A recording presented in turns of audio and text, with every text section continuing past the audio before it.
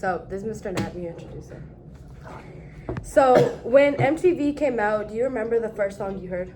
Oh wow, that's the first song I heard.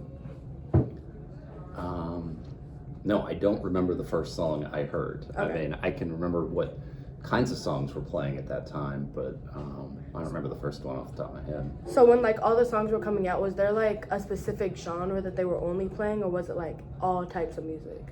I would say when it first came out, it was rock and pop. At that time, So like no R&B, no stuff like that? I don't remember much R&B. Now, some of that depends, what did I pay attention to at the time, but I don't remember seeing much R&B. And at that point, Michael Jackson, yeah. but Michael Jackson was sort of transcended genres at that point. Rap had not broken into the mainstream, and it was clearly focused on a white suburban audience. Yeah. So you saw more of that happening as it went along. We think about Michael Jackson when he had Eddie Van Halen play on the Thriller album with him. It brought him into the mainstream in ways that then allowed MTV to start thinking about other artists. Okay. So how do you think that MTV like changed the like culture of music? Because like before this, there was like you would listen to like Walkmans and stuff, right? Stuff like that. So how did it change it? I think it allowed a lot of bands who might not otherwise have become popular to become popular because of the quality of the visuals. I mean, you saw at the start, MTV was a lot of, the band would get on a empty stage, lip sync to their music, and that was their video. It was trying to sort of recreate the concert experience. But then as bands began to create storylines, like music videos? Yeah, music video storylines, so that there was some kind of tale being told by the video, and it gave artists who were, for lack of a word, attractive, a way for people to see what they looked like without going to the show. And so bands that maybe wouldn't have been as big, Duran Duran's a good example. While their music was popular, it was more the look of their videos that I think generated the superstardom for them. So I think that's an effect that it had on that. But also, like I said before, it allowed a little more crossover. People saw videos, Run DMC, the video that they did with Aerosmith, the Walk This Way remake, brought a lot of attention to them and kind of made that old school hip hop something that was within the mainstream culture. So like before this, when people were trying to get like their music out there, like how would they do it? Because like this definitely like changed it, right? Your options were, first of all, you had to work through an established music company. There was not much of an independent music scene.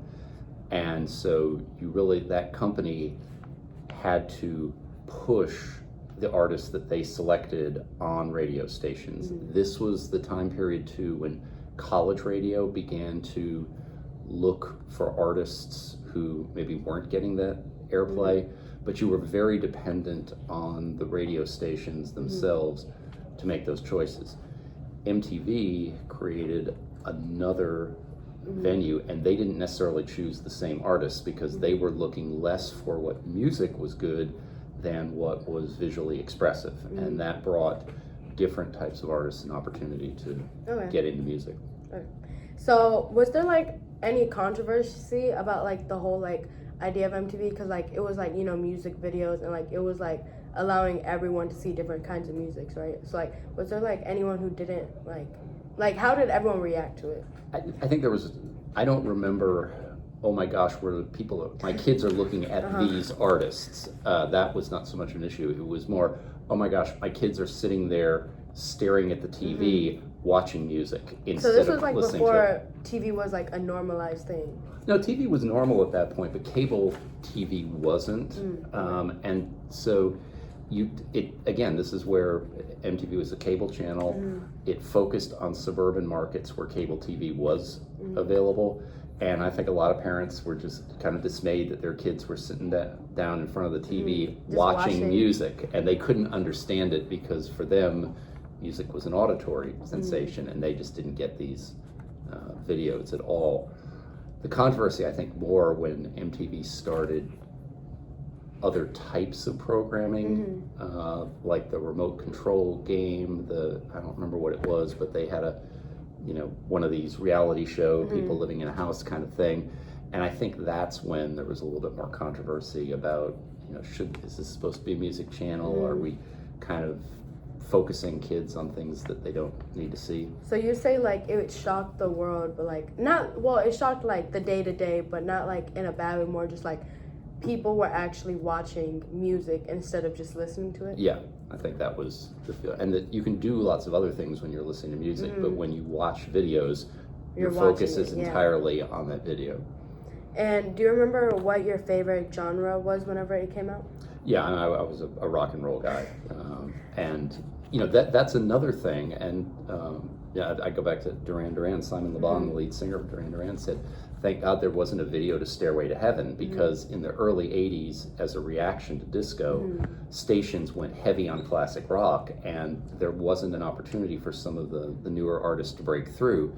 MTV gave them that, so it was a way to be introduced to new artists, and those were the people that I saw on there. Artists like U2, REM, that you really.